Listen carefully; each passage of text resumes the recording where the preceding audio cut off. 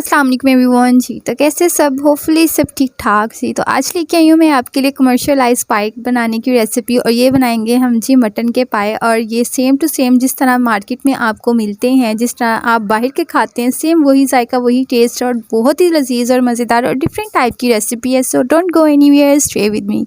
Start करते हैं। बिस्मिल्लाहिर्रहमानिर्रहीम। जो भी चैनल पे न्यू आए हैं, चैनल को लाइक शेयर और सब्सक्राइब कर दें और बेल की नोटिफिकेशन को प्रेस कर दें। बहुत शुक्रिया जी। तो जैसे कि आपको पता चल ही चुका है, आज हम कोई भी पतीली कुछ भी यूज़ नहीं करेंगे। आज हम यूज़ करेंगे मिट्टी की हांडी।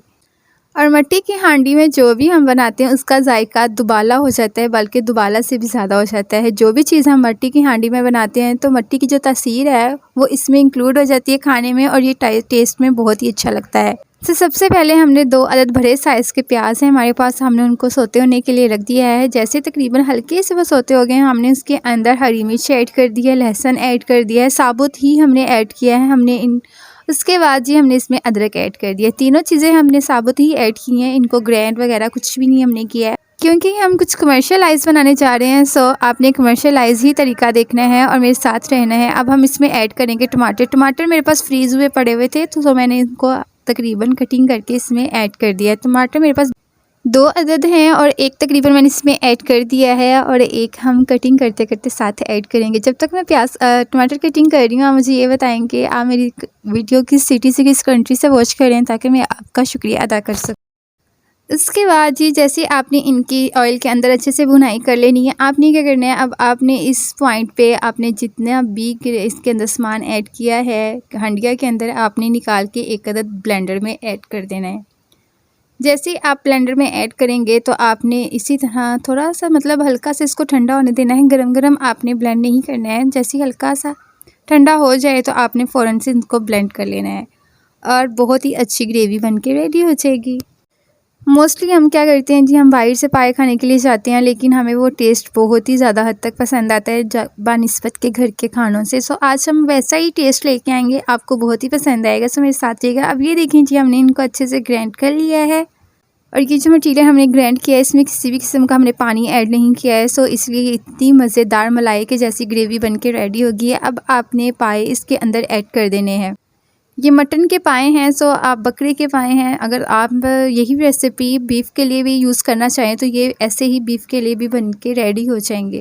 ठीक है, जो ऑलरेडी हंडिया में जो ऑयल मौजूद था उसी में हमने ग्रेवी ऐड कर दिया, और अब हम उसी में पाए ऐड करके इसके अच्छे से बुनाई करेंगे। बुनाई करने के बाद हमने फ़ौरन से इसमें स्पाइसेस ऐड करने स्टार्ट कर देने हैं। स्पाइसेस वही मैंने नमक मिर्च हल्दी मसाले 1-1 चम्मच ऐड कर दिए हैं, लाल मिर्च हल्दी एंड सॉल्ट। जस्ट ये 3 इंग्रेडिएंट्स मैंने फिल वक्त इसमें ऐड किए हैं, और मैंने कोई भी इसमें ऐड नहीं किए हैं। अब हम इसकी अच्छे से बुनाई करेंगे, और अब जब से हमने इसकी अच्छे से बुनाई कर लेनी है, हमने 1 आधा चम्मच इसमें ऐड करना है सूखा धनिया का। सूखा धनिया आप ऐड करें, इसका टेस्ट बहुत ही अच्छा आता है पाए के अंदर। तो आप ये मिस मत करिएगा, आप सूखा धनिया ज़रूर ऐड करिएगा। और फिर आपने हल्का से इसमें पानी ऐड कर देना है, ताकि जितने भी हमारे स्पाइसेस हैं वो अच्छे से इसके अंदर मिक्सअप हो जाएं। फिर आपने चम्मच की मदद से इनको अच्छे से मिक्सअप करना है।